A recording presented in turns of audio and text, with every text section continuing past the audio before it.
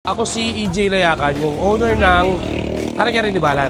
Tatagpuan niyo yung Kare-Kare ni Balat sa along Malabat Street, San Antonio, Binyan, Laguna. Malapit siya sa Caltex. Actually, ang ino-offer namin is yung dati Kare-Kare lang. Ngayon, nagkaroon na kami ng dinugan. So, yung dinugan namin, 4 na klase yung laman niya. Meron siyang kasim, tenga, chicharon, and yung pinauso namin dito sa Kare-Kare ni Balat, yung lechon horno. Naging inspirasyon ko siguro yung family ko. Sabi ko, ito lang talaga yung parang magandang paraan para magsama-sama kami ng pamilya ko. Sa dami naming negosyo, medyo napabayaan namin yung family ko.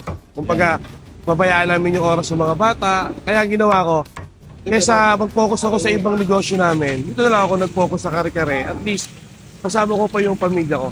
Nagbubukas ako ng 10 a.m., ng 11 a.m., minsan nakakat ako ng 9, 10 ng gabi. Yung kakaiba nung produkto ko na Kare-Kare ni Balat is yung pinauso ko talaga na lechong horno. Talagang legit. Pag hindi masarap, wala talagang bayad ko. Hindi ako magsasawang pasalamat sa kagaya nyo, sa inyong mga vlogger. Tapos salamat din sa mga regular customer ko. Paulit-ulit sila bumabalik. Pag hindi masarap, idol, babalik ko talaga yung pera nyo mga boss. Thank you po.